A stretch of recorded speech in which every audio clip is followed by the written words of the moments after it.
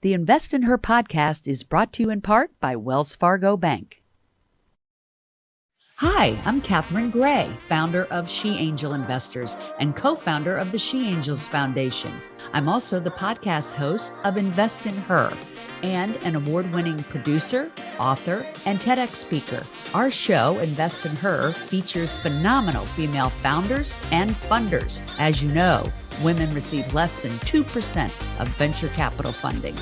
Our series is about accelerating the funding of women by connecting them to funding resources. Let's meet today's guest.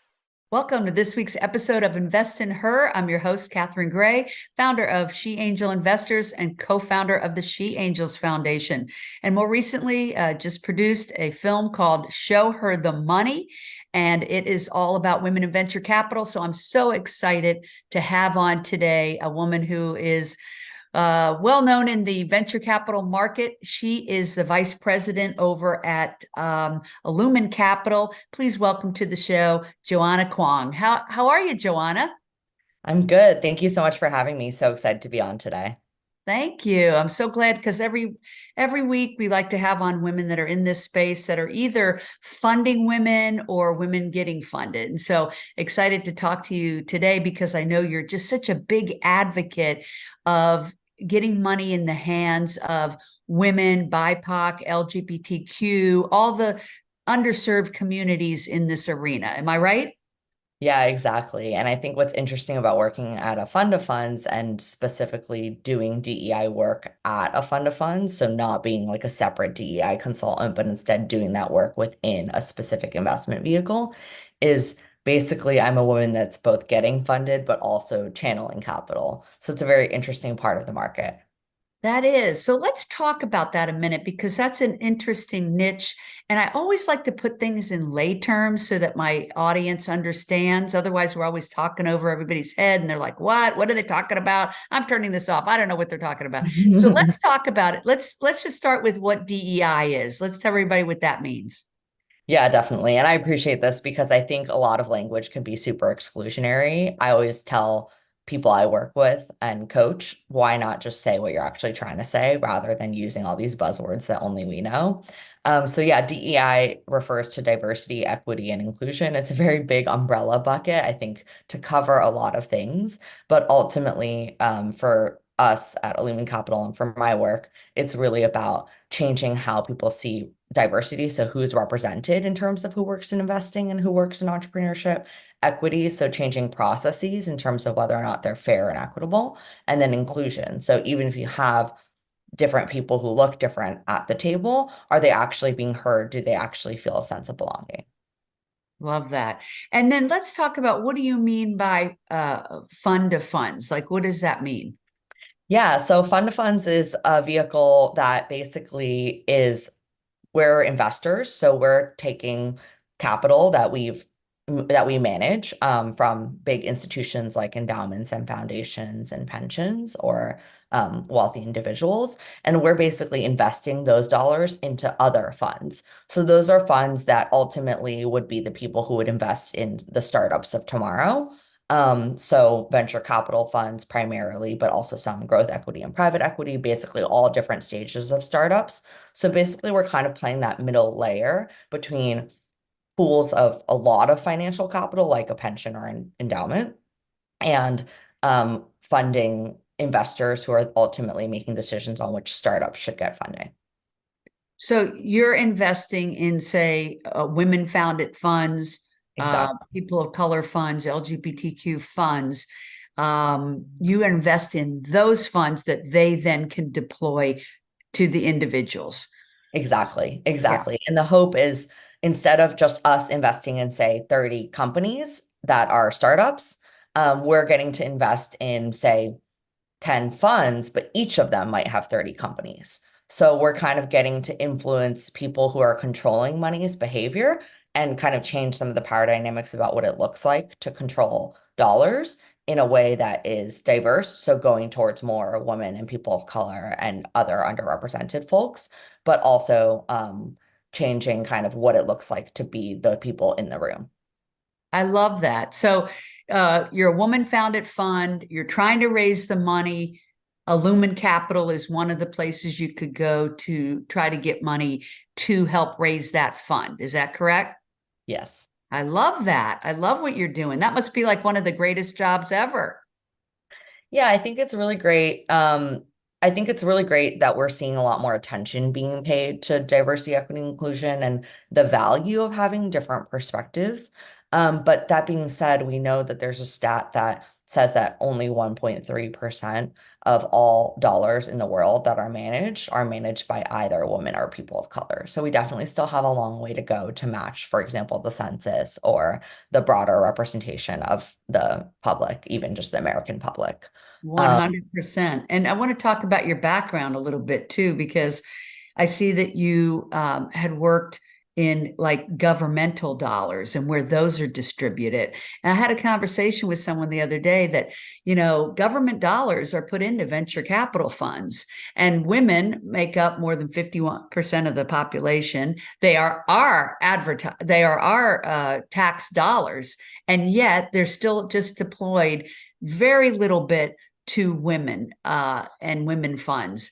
How are we going to change that? I mean, for me, we made a movie called Show Her the Money. We're taking it on the road. We're educating people. But you coming from this business, you're in those trenches. How do you think we're going to change it being deployed to more diverse groups? Yeah, definitely. I think it's a really great point. So, yeah, before I was working at a company called Third Sector, and basically we were bringing government dollars to be more aligned with private and philanthropic dollars. And I thought that that was really interesting because right now, those different pools of capital, government is working very separately from private banks, is working often very separately from like a foundation or a philanthropy that's giving grants. So it was really interesting to kind of see them all come together. And one of the things that we leaned on in that space, it was focused on outcomes-based financing. So it was all about aligning on what are the outcomes we're trying to achieve and using data to kind of make the point that they were being successful. And I think that that way of thinking, that set of principles, is really important to keep in mind in the venture capital space, where now at Illumin, we're primarily focused on the money that we manage. But I think acknowledging that we have a lot of power in terms of shaping the broader narrative and showing kind of an example of success. So our goal is really, can we show that taking the efforts to increase diversity, equity, and inclusion and invest in more diverse managers actually does lead to success? Because then that's kind of a case study or a pilot of like, this actually works. And so I think that that's a strong case to invest in impact measurement as a way to really make the case. Because I think so many people who are women and people of color spend so much time convincing others of their worth rather than being able to do the work. They don't have the psychological safety and trust to be able to just actually do the work. So we end up spending more time just proving our worth or proving that we belong in the market at all. And so the more that we at Illumin can kind of use data to show that it is working, I think is a really powerful narrative for the rest of the field to not have to spend as much time convincing big investors that investing in diverse managers or diverse led companies is worth it. This is brilliant. Who started Illumen Capital, and how did you get involved? Yeah, so we were founded by our managing director, Darren Dodson. He previously worked at Calvert Impact and led a number of funds there. Um, and I actually got involved. I was our third hire in 2020. So actually in June 2020, shortly after a number of folks were kind of reawakening to the Black Lives Matter movement, Illumin had already been doing this work and been out in the market for over a year. And we had published basically a research paper that showed that through an academically rigorous methodology, when you keep everyone's track record the same but only change race, investors, real life investors, are more likely to invest in and more comfortable investing in white managers than Black managers. So it showed that race affects investor judgment, even when the track record and everything else is the same. So kind of using that thesis around and research around race, obviously also extremely, extremely relevant to gender. We basically got our start, but really saw a lot more attention being paid after investors kind of revisited or reflected upon their own racial and gender biases in the wake of Black Lives Matter in 2020. And so I've been here for the past 3.5 years, leading our work and kind of adding to the structures of in terms of how we support our fund managers in reducing their biases and increasing DEI. That's great. So about do you know how many funds you all have invested in? Yeah, so we are about as of the end of last year, as of the end of 2023, we're at about around 20 fund managers that we've invested in across 3 vehicles. And some of those funds are further along than other funds, but I think that's also part of the beauty of being able to create a community of fund managers who can also support one another in this work. I think we know there's this concept, the Rooney Rule, that a lot of people like to implement in hiring, where it's like having at least one woman or person of color in the final candidate pool comes from the NFL. But that's not enough because that often leads to tokenization. So there's this concept called the rule of two, which shows that if you just have 2 women or people of color in the final candidate pool, it actually increases the chances that a woman or person of color is hired by almost 50%. So I think that shows the power of community. And for us, that's something we want our fund managers to experience, not doing this work alone or feeling like you're being put in this box to satisfy someone's diversity initiative, but really that you're a part of a strong community of people who are trying to do similar work. Love that. It must be so gratifying. Yeah, definitely. Yeah, it's the concept of like the rising tide, right? Which actually Rising Tide is a book in about the Mississippi River that I read when I was living and teaching in the Mississippi Delta. And that's kind of where a lot of my um interest in impact investing when I was still an undergraduate comes from because was living in a town that was basically still segregated and saw the difference that even a small amount of financial and social capital can make. And so kind of then and there, I was like, I need to commit my privilege, my ability to speak this language, like say those buzzwords, to really drive capital to impact. Because honestly, a lot of dollars are kind of paternalistic in terms of like they're investing in what they think is valuable rather than what people are telling you is valuable on the grounds. And I think that there's a huge opportunity there. And do you know what percentage of aluminum capital funds that you all invest in are women? Because I imagine it's a combination of women, BIPOC, and LGBTQ. Yeah. I would have to dig through some of the stats. It's been a while since we did our published our 2022 annual impact report last summer. And we're actually gearing up to publish that information now. But because we do self-reported data, we don't want to assume anybody's kind of race or gender in terms of the new funds that we've onboarded. So I'd have to look at those numbers. But for as of end of 2022, we 90% of our funds were led by a woman or underrepresented person of color. So we define that as Black, Latinx, or Indigenous. Had at least one general partner that fell into one of those identities. So that really shows the power of diversity in our broader community. And then if we look at only a person of color or woman, 100% of our fund managers had at least one general partner, so like senior leader that identified as a woman or person of color. That's fantastic. And how has the success of these 20 or so funds that you all have funded, how are they doing? Is it proving to be a successful formula? Tell me a little bit about whatever you can share with that. Yeah, definitely. Yeah. So we do have like privacy agreements and whatnot in place in terms of sharing kind of more of the data. We're definitely hoping to continue, like I said, sharing more data that makes the case that DEI has a relationship or may have a relationship with financial returns and with impact at scale. But that being said, we're really seeing, I think, a lot of investments in what we consider more sticky processes. So rather than, hiring a person of color and then kind of using moral licensing and saying, okay, we're done, we've done it, right? Like we increased our diversity. We really want people to focus more on the equity part of DE&I because that's how you'll change processes over a long time period and almost change culture because now that's what's considered normal in terms of someone's behavior. So a lot of the changes that we're seeing that are really working are one, using data. So understanding more about your pipeline and your process, like where are diverse founders dropping off in terms of your process. Like maybe a lot of diverse founders are reaching out, but for some Mhm. reason, your diligence process makes it so that it's actually very hard for them to receive an investment in the end. Or we'll see a lot of attempts at standardizing certain elements of a process. So just like using standardized interview questions during hiring with regards to investing, we know that there's research that shows that in pitch competitions, men get asked more questions about upside and opportunity, whereas women get asked more questions about downside and risk.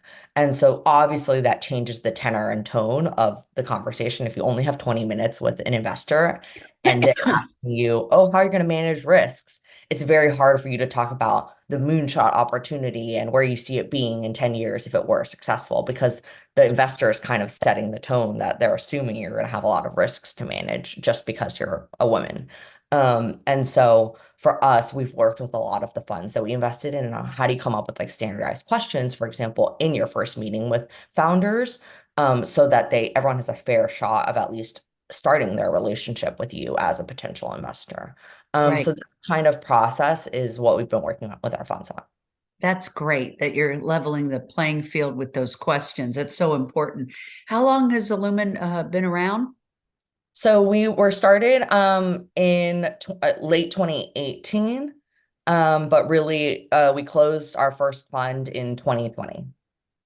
Okay. So 2020. So it's relatively new. It's a wonderful concept. It'll be great to see where it goes. If someone's out there and they're a fund manager and they're a woman or BIPOC founded or LGBTQ, can they come pitch you all to get some funding for their fund? Is this an ongoing process right now?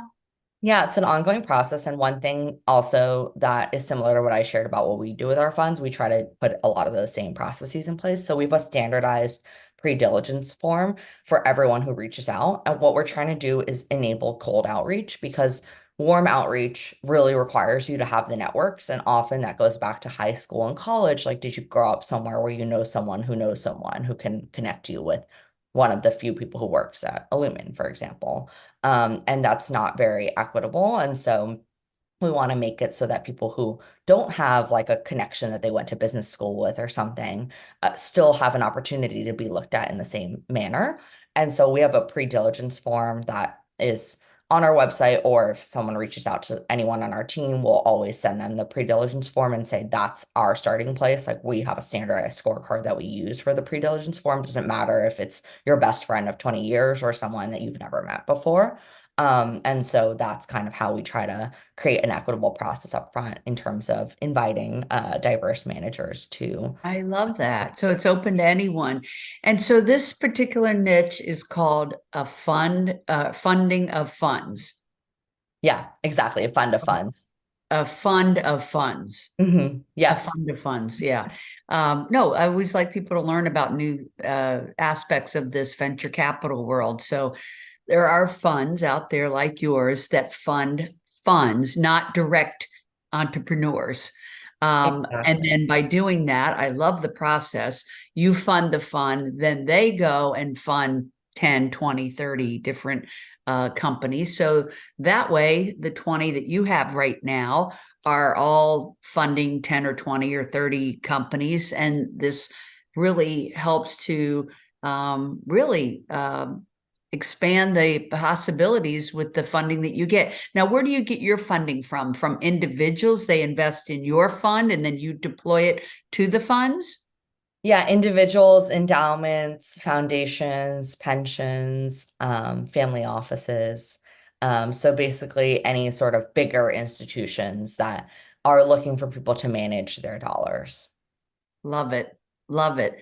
Well, this is amazing. What a wonderful conversation. Always love to tell people about new things that are in the venture capital world that maybe they haven't heard about.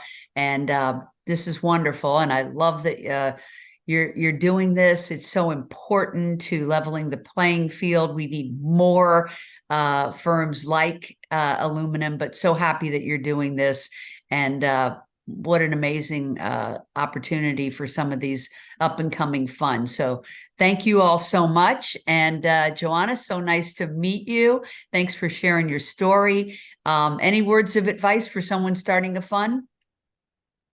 Um, yeah, I think signaling and building that relationship in both directions is really important. So for us as a fund, we try to signal that we have mechanisms to create equity to invite diverse managers. And I definitely would recommend that diverse managers find investors that are values aligned with them and are going to be able to provide that social capital as well beyond the financial capital in terms of introductions to other potential investors, introductions to interesting companies that will really be able to support them scaling for a long time. And then I think also for junior staff members who are maybe not in a leadership position right now, but one day hope to be, we make our kind of toolkit and curriculum in terms of how we train fund managers available to all of them. And I just encourage junior team members to tap into their individual power to create culture change at their firms, regardless of if it's a diverse-led firm or a less or like a more homogenous firm. I think that there's a lot of power that junior team members can have to have more bottoms-up change as well. Yeah, and I'm glad you mentioned the social capital because I do believe it's all about connecting and building relationships. And every good entrepreneur or fund manager, that needs to be their focus, 100%. Absolutely. Yeah. Well, thank you Well, so much for having me. thank you. Can we find where do we find Illumin Capital on social? Yeah, primarily we use LinkedIn. We have a Twitter as well. It's less active. So definitely LinkedIn or on our website, where we try to be very responsive as well to email. Great. And that's illumincapital.com. Exactly. Yeah. And you can find Joanna Kuang on a LinkedIn. I'm going to spell her name for you in case you're just listening in and not watching. So it's Kuang. Hmm. You can find her on LinkedIn. You can find me, Catherine Gray, on LinkedIn as well. And on Instagram, we do have Catherine Gray Invest in Her. We have two websites. Our website is She Angel Investors. If you want to learn more about having resources to help you find money or invest money. And then, as Joanna knows, we were just talking about this, showherthemoneymovie.com. We're going on a 50-city tour. We're probably going to be in your city. It helps women learn and people, men and women, learn about venture capital in the simplest of terms, but with engaging and fascinating storytelling that helps you really learn about how exciting and how amazing and how impactful it is. So check us out, showherthemoneymovie.com, and be sure to check out Illumen Capital. Make it a great day, everybody. Thank you so much for tuning in. Thank you, Joanna, for being a great guest. Thanks so much for having me.